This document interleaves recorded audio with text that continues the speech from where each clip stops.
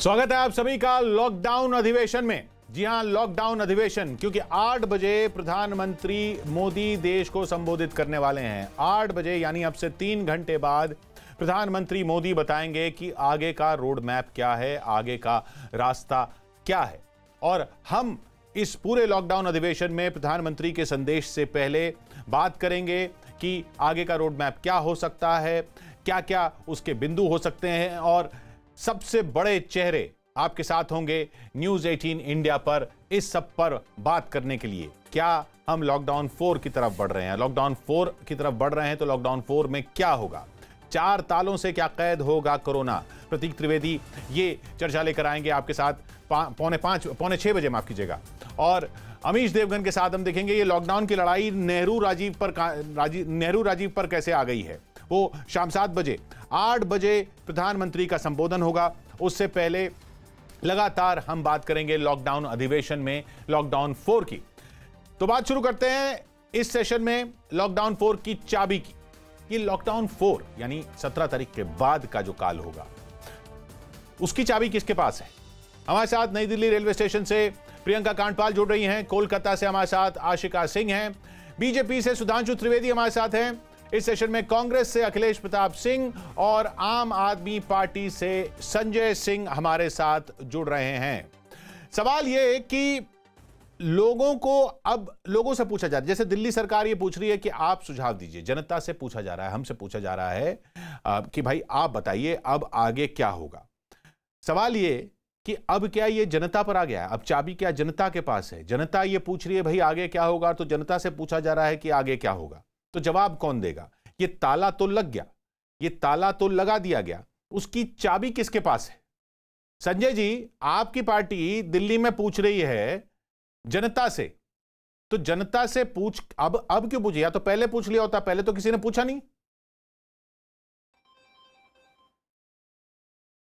देखिए, पहली बात तो ये कि ये बहुत बड़ी महामारी की स्थिति है और सिर्फ हिंदुस्तान में नहीं, पूरी दुनिया में। जी। और कोई भी देश पहले से ये कल्पना नहीं कर सकता है कि किस देश में कितना बड़ा संकट आएगा, किस राज्य में कितना बड़ा संकट आएगा। नहीं, वो सही है। जहां तक दिल्ली का प्रश्न है, दिल्ली में आप भी जानते हैं कि विदेशों से हवाई जहाज से बहुत सारे यात्री यहां पर आए, और दिल्ली इसके कारण भी इस महामारी के फैलने का एक बड़ा कारण यह भी हुआ कि बहुत सारे विदेशों से यात्री आए, बहुत सारे लोगों को क्वारंटाइन नहीं किया गया। सवाल वो नहीं है कि कैसे फैला, ठीक है, दिल्ली देश की राजधानी है, इसमें कई कारणों पे है। हाँ, जी।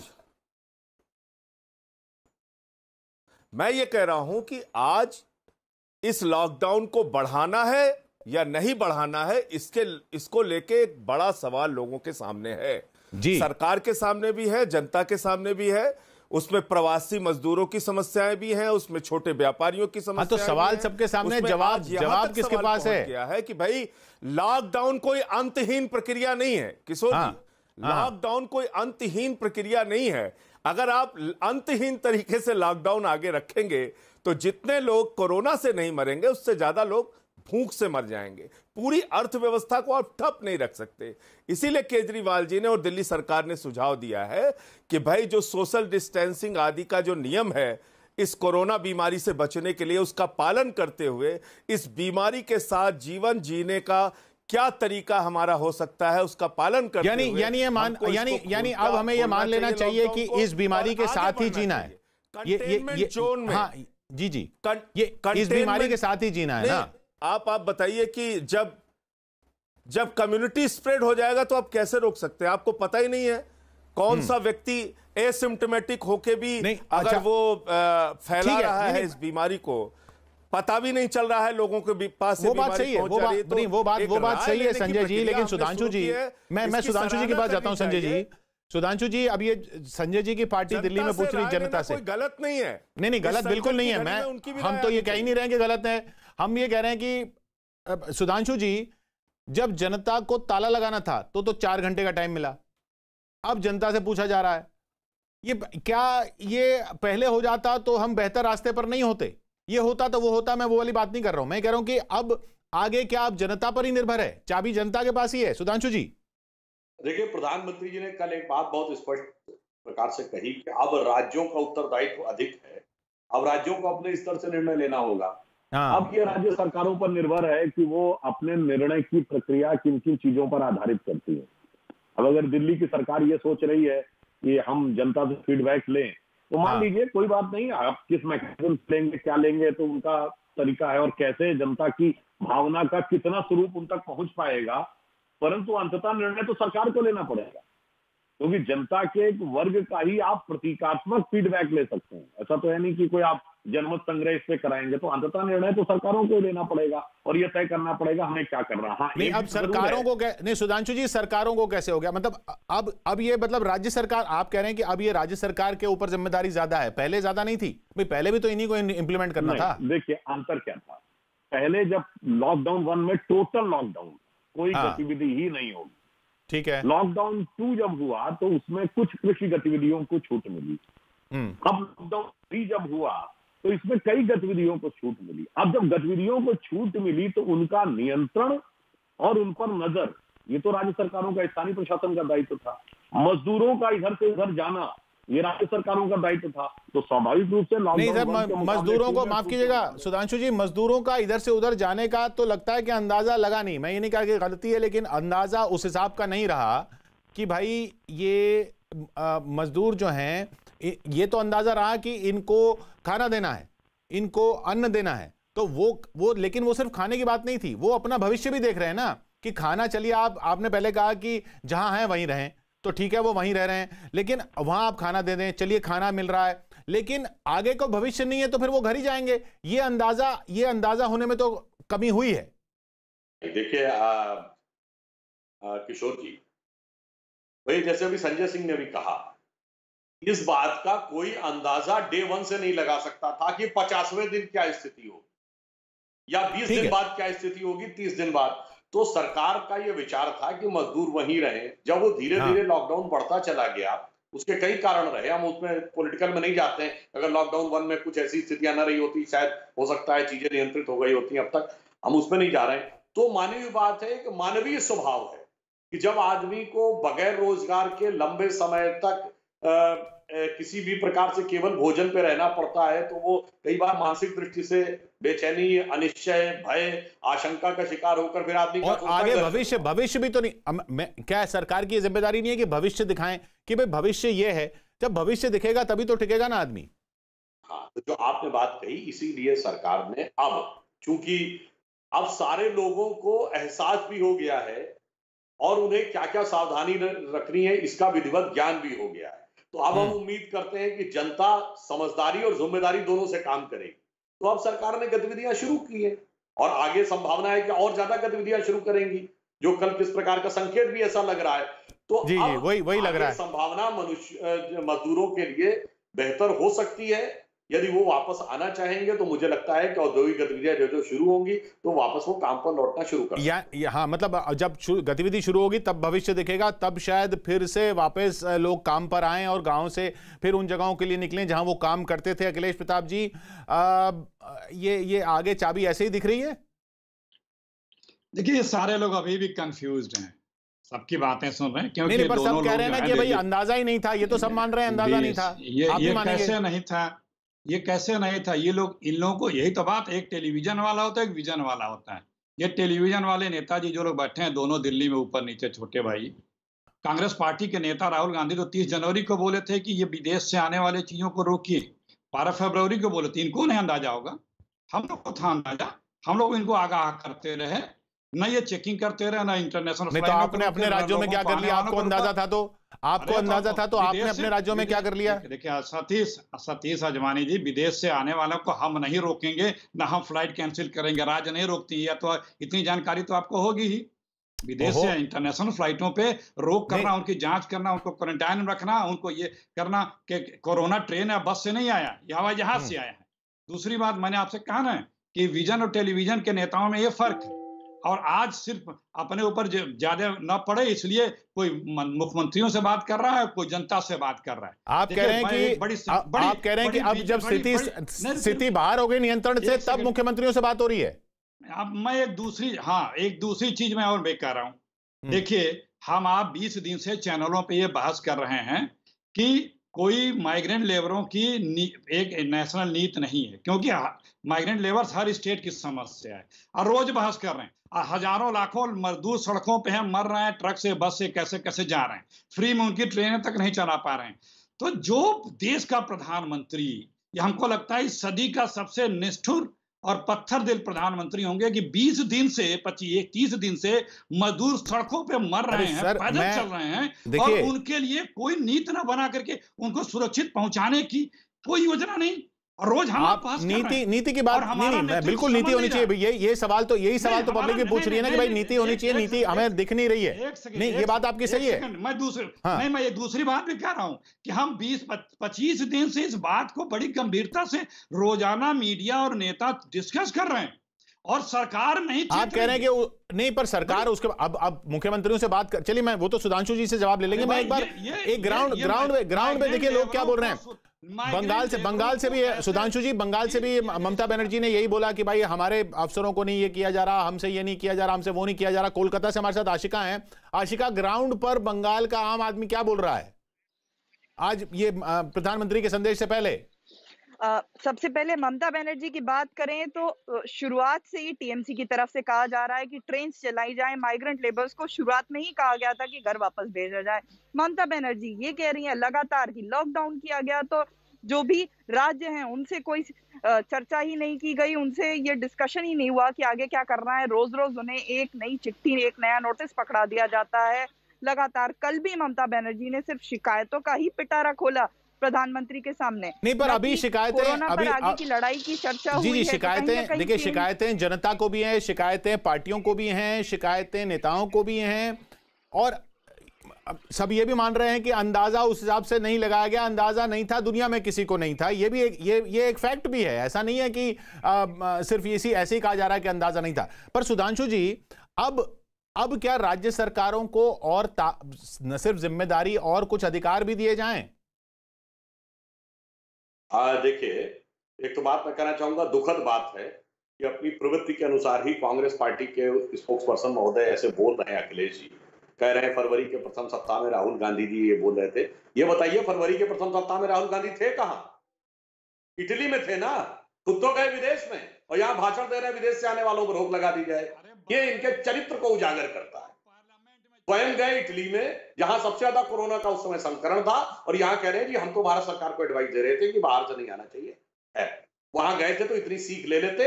इटली में जानते क्या हुआ था? वहां की सरकार ने इतनी भारी गलती की थी, उन्होंने हक चाइनीज कैंपेन चलाया था कि चाइनीज को गले लगाओ। लोगों ने उसका मगर उसके बाद भी जिसकी वजह से वहां प्रचंड रूप हो गया उस कोरोना का। मगर मजाल है, आप बताइए इटली के किसी विपक्षी नेता का आपने बयान देखा सरकार को क्रिटिसाइज करते हुए? अरे गए थे इसमें अब इटली छोड़िए ना सर। अब आता हूं आज के ऊपर। इतना उन्होंने तो इसलिए मुझे मैं बता रहा हूं फरवरी में वो इटली में थे कि नहीं, बोलिए हाँ या ना। मैं बोल रहा हूं, सुनिए। 12 फरवरी को पार्लियामेंट के कैंपस में राहुल गांधी ने मीडिया से बाइट करते हुए ये कहा था और 4 बार कहा था 24 फरवरी के पहले। दरअसल बात यह है कि आप लोग अपना अहंकार नहीं छोड़ रहे हैं। अरे सुनिए, आप लोग अपना अहंकार नहीं छोड़ रहे हैं। जब 12 फरवरी को बोला था उन्होंने, जब 12 फरवरी को बोला था तो आपके मंत्री 13 फरवरी को आकर के उपहास कर रहे थे कि राहुल गांधी इस देश में पैनिकी क्रिएट कर रहे हैं। मीडिया, मोदी मीडिया न्यूज चला रहा था, ये बहस कर रहा था कि राहुल गांधी पैनिकी क्रिएट कर रहे हैं। आपके केंद्रीय मंत्री टीवी पे आके प्रेस कॉन्फ्रेंस करके बोल रहे थे कि राहुल गांधी कोरोना पे इस देश में पैनिकी क्रिएट कर रहे हैं। राहुल गांधी ने तो सिर्फ सरकार से कहा था कि ये महामारी है, ये विदेश से आने वालों को देखभाल करिए। अखिलेश जी, राहुल गांधी कहां? अखिलेश जी, सुधांशु जी, राहुल गांधी कहां थे? राहुल गांधी ने क्या कहा था इस पर अभी आज ये सवाल नहीं है। आज ये सवाल नहीं है। जनता का सवाल ये है कि भाई आगे की चाबी किसके पास है? ताला तो लग गया। संजय सिंह जी, मैं संजय सिंह के पास जा रहा हूं। मैं आ रहा हूं सुधांशु जी आपके पास। संजय जी रजवानी जी, देखिए मैं समझता हूं मैं आ रहा हूं अखिलेश जी आपके पास। समय में हम लोग अगर टीवी चैनल पे बैठ के तू मैं करेंगे तो इसका बहुत अच्छा कोई संदेश नहीं जाएगा।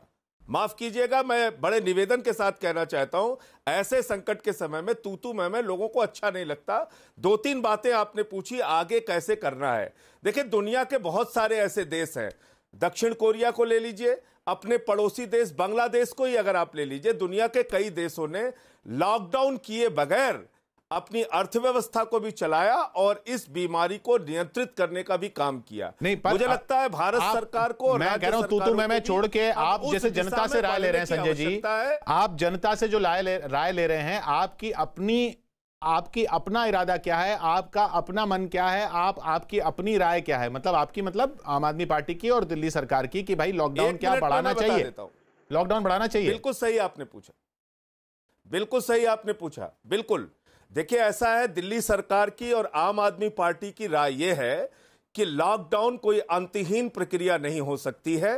कंटेनमेंट जोन जहां पर ज्यादा कोरोना के केसेस हैं, उन क्षेत्रों को छोड़ के बाकी क्षेत्रों में गतिविधि शुरू की जाए।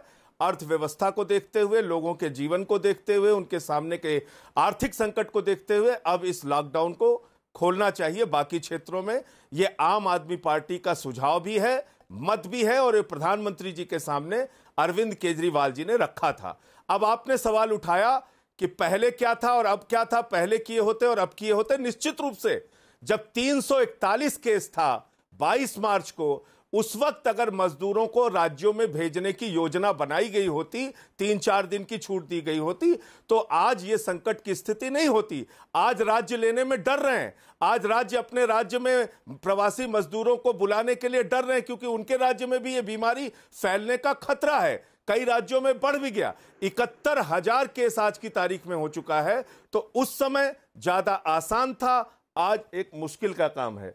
दूसरी बात जो बात मैं इसी बिंदु पर, देखिए ये प्रवासी मजदूरों की आपने बात उठाई, मैं आता हूं संजय जी आपके पास। सुधांशु जी, मजदूरों को ये एक पॉइंट है ना, छोटी सी, हाँ बोलिए, एक बात कह के खत्म करूंगा। हाँ किशोर जी, एक बात कह के खत्म करूंगा। बोलिए संजय जी, बोलिए। इसमें जो आने जाने की बात राज्यों के ऊपर सुधांशु जी ने कहा, मैं उनको एक सुझाव देना चाहूंगा। देखिए, यह विषय अकेले राज्य नहीं तय कर सकता।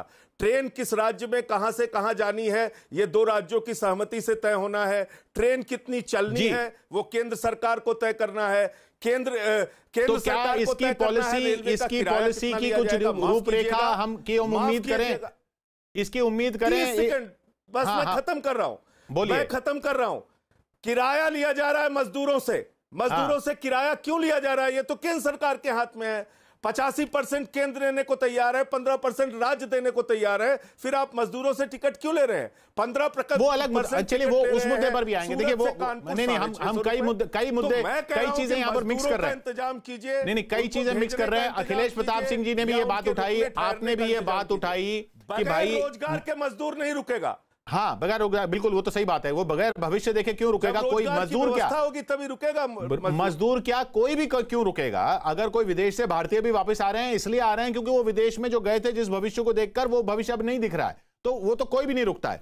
सुधांशु जी, अखिलेश प्रताप जी ने भी ये बात उठाई, राजनीति वाली बात छोड़ दीजिए। संजय सिंह जी ने भी ये बात उठाई कि भाई जब 300-400 केस थे, तब अगर मजदूरों को भेजने के प्लान किया होता तो बेहतर रहता। अब 70,000 हो गए हैं, अब राज्य भी डर रहे हैं कि भाई अब ये वहां से आ रहे हैं जहां पे कोरोना बहुत ज्यादा है, तो हमारे यहां ना फैल जाए। इसकी एक पॉलिसी तब नहीं बनी तो चलिए नहीं बनी, अब बन सकती है।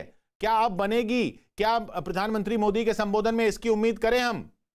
सुधांशु जी, देखिए, ये राजनीति करने का विषय नहीं है, परंतु फिर भी मैं पूरी विनम्रता के साथ संजय सिंह जी से बिल्कुल मतभेद रखना चाहूंगा इनके दोनों मुद्दों। पहला पॉइंट, ये बात सही है, ट्रेन चलेगी या नहीं, ये नीतिगत निर्णय केंद्र सरकार चलेगी। किस तरीके से चलेगी वह निर्णय केंद्र सरकार करेगी, परंतु कौन लोग वहां जाएंगे, जो आपके प्रवासी मजदूर कार्य कर रहे हैं, इनको चिन्हित करना या ये तय करना कि कौन जाना चाहता, कौन रुकना चाहता, तो स्थानीय प्रशासन का काम हो गया। स्थानीय प्रशासन काम हो गया, वो तो राज्य सरकारों के अधीन है, तो उसके अनुसार वह कार्य करेंगे। तो मानवीय बात है कि इस मुद्दे के ऊपर राज्य सरकारों का उत्तरदायित्व सबसे ज्यादा हो जाएगा। आप दूसरी बात जो इन्होंने ये कही कि अगर 22-23 मार्च में ही कर दिया गया होता, अरे भाई ये बताइए, 2 कारण। पहली बात, 22-23 मार्च से आगे तक संक्रमण कितना कम रहा, लॉकडाउन रहते हुए तो संक्रमण इतना बढ़ा। आप सोचिए उस समय छोड़ दिया होता तो आज संख्या क्या होती। पॉइंट नंबर 2, मैं इनसे पूछना चाहता हूं कि दिल्ली में जो स्वास्थ्य सुविधाओं की स्थिति थी, चाहे कोविड डेडिकेटेड अस्पताल हो या अस्पतालों में किट की उपलब्धता हो, डॉक्टरों की उपलब्धता हो अथवा वेंटिलेटर्स की उपलब्धता, जो 22-23 मार्च को थी वही आज है क्या? अब सरकारों ने बहुत तैयारियां की है, केंद्र सरकार ने भी की है, प्रदेश तो नहीं, सरकार ने आप भी कह की रहे है। हैं कि चलिए तो लॉकडाउन अब का एक और ये बात- इस्तेमाल हुआ कि हमने तैयारी की। जी एक जी मिनट और सुन लीजिए। हाँ। जब ये शुरू हुआ फरवरी में, तो देश में केवल एक ही लैब थी पुणे में जहां इसका जांच हो सकती थी। फिर 20-30 लैब्स तक हुआ।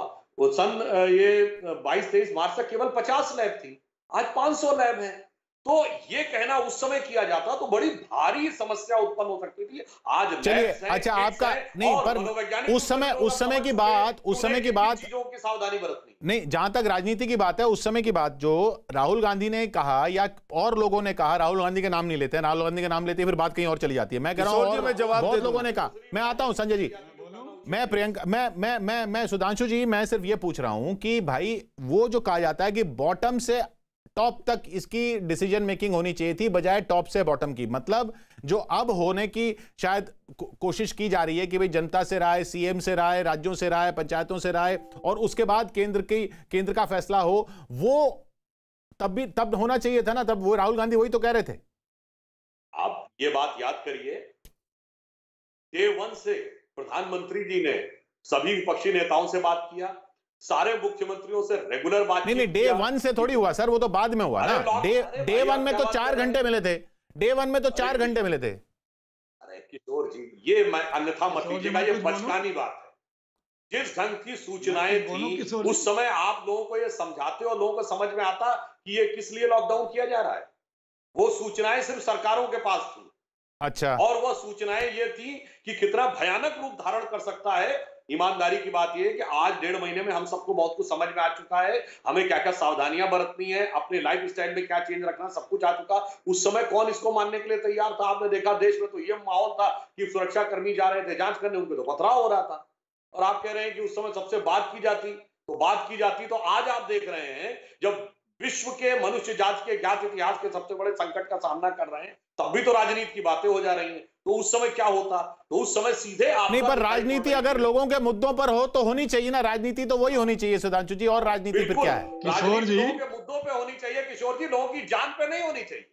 उस समय लोगों की जान पे कितना बड़ा खतरा है, मैं ईमानदारी से कह रहा हूं, ये जानकारी सरकारों के ही पास थी, यानी केंद्र सरकार के पास और थोड़ी बहुत राज्य सरकारों के पास, बाकी राजनीतिक दलों के पास नहीं थी। तो हो सकता है उस चीज की गंभीरता को न समझ पाते और दूसरे प्रकार से प्रतिक्रियाएं शुरू हो जाती। चलिए, पॉइंट लिया आपका। मैं अखिलेश जी आप ही के पास आ रहा हूं। अखिलेश जी, ये बॉटम से टॉप की जो बात है आपकी, जहां अपनी राज्य सरकारें थी वहां तो बॉटम से टॉप कर लेते, अब महाराष्ट्र में आप ही की पार्टियां आपस में लड़ रही हैं। अब वो जब जनता देखती है कि ये पार्टियां जो सरकार में, जो सत्ता में हैं, वही आपस में कोई अलग अलग राय रख रही हैं, तो कैसे कॉन्फिडेंस आएगा जनता को? देखिए, जहां कांग्रेस का राज है वहां बॉटम से ही काम चल रहा है, चाहे महाराष्ट्र हो, चाहे राजस्थान हो, चाहे छत्तीसगढ़ हो। देखिए, बात यह है नहीं, पंजाब और महाराष्ट्र सरकारी आपस में भिड़ गई हैं, वो तो आज दोनों जगह आपकी है ना। कोई नहीं भिड़ी है, खुद बॉटम पे अपना काम कर रही है। बात दरअसल में ये है, नहीं ऐसे किसी को अपने आप, अरे भाई मेरी बात तो होने दें। अरे भाई, नांदेड़ से बस गई जब, तो दोनों सरकारें भिड़ी कि नहीं भिड़ी? आप कह रहे हैं कोई नहीं भिड़ी, ऐसे आप तो कोई नहीं भिड़ी। उन्होंने जांच की सबकी, वो जांच करके भेजे, वो जांच करके लिया उन्होंने।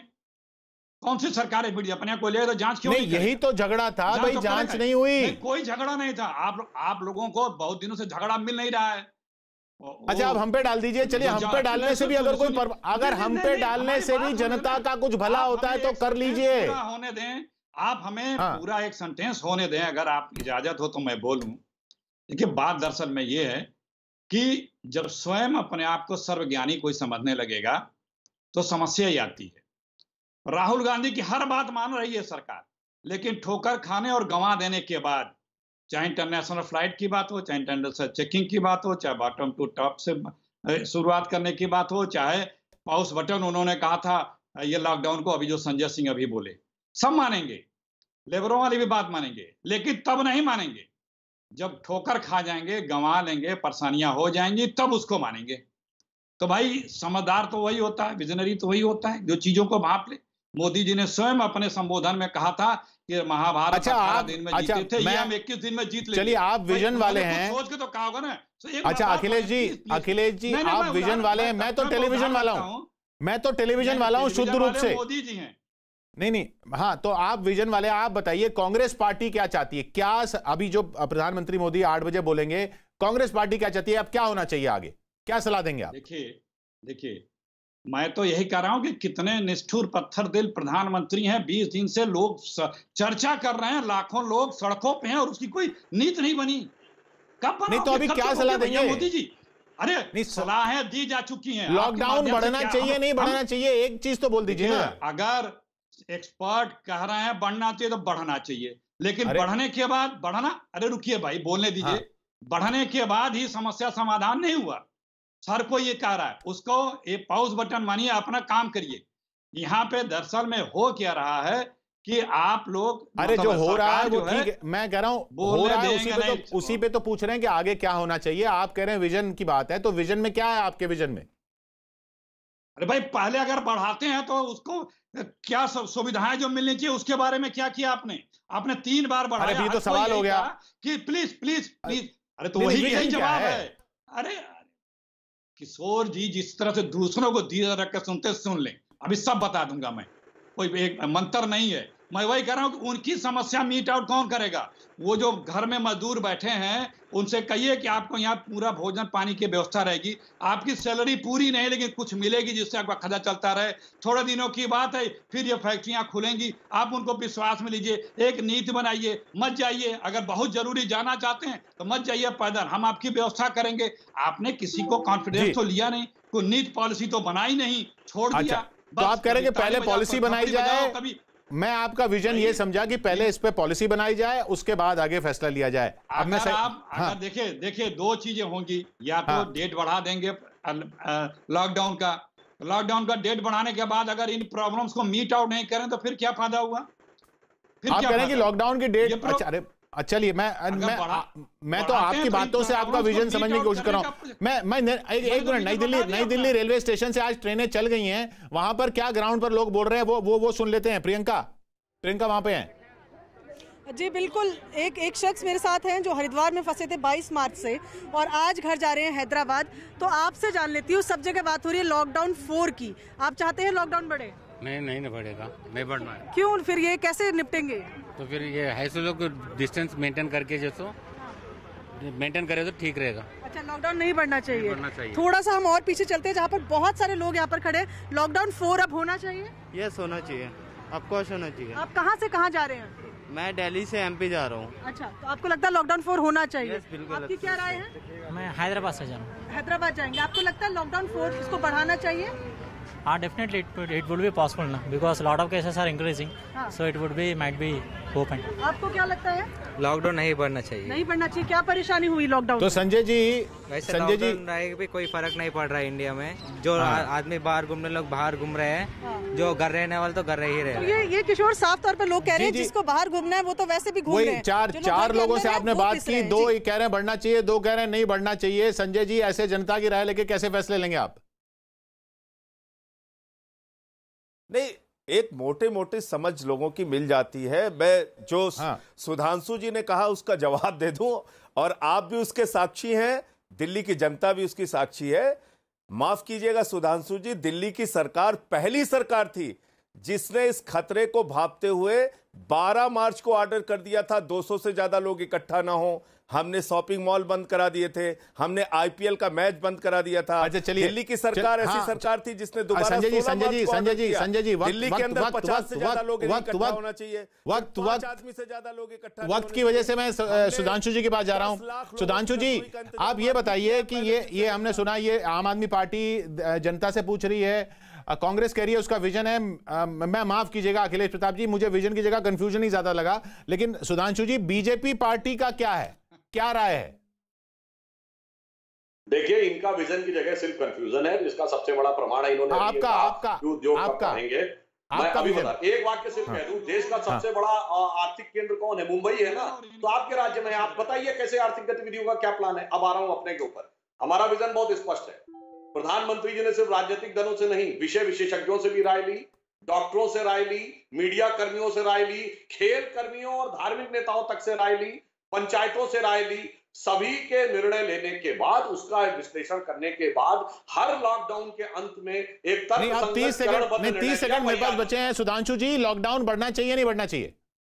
इस विषय के ऊपर सभी का विचार सुनने के बाद एक तर्कसंगत निर्णय होगा। जहां तक मेरा अनुमान है, गतिविधियां कुछ और बढ़ने की संभावना हो। यानी लॉकडाउन भी बढ़ेगा और गतिविधियां भी बढ़ेंगी, ये समझ लें। देखिए, मैं ये कैसे कह सकता हूं क्या होने वाला है? इतना जरूर है कि गतिविधियां और बढ़ेंगी। जी, गतिविधियां और बढ़ेंगी और जहान तो मतलब चाबी थोड़ी सी घूमेगी, ताला शायद नहीं खुलेगा, लेकिन चाबी थोड़ी सी घूमेगी ताला खुलने की तरफ। बहुत बहुत शुक्रिया आपका सुधांशु जी, अखिलेश जी, आशिका और प्रियंका। आपका भी आशिका, प्रियंका, बहुत ज्यादा आपका खासतौर पर शुक्रिया। आप लोग फील्ड में हैं इस माहौल में, इसके लिए और बहुत शुक्रिया और डटे रहिए। लॉकडाउन अधिवेशन जारी है। अभी आगे 8 बजे प्रधानमंत्री बोलने वाले हैं, आगे प्रतीक उस पर बात करने वाले हैं और उसके बाद अमीश आएंगे और खास चेहरे, बड़े चेहरे हमारे साथ जुड़े रहेंगे अभी 8 बजे तक, जब तक प्रधानमंत्री बोलते हैं, और उसके बाद भी देखते रहिए आप लॉकडाउन अधिवेशन, अगला सेशन प्रतीक के साथ।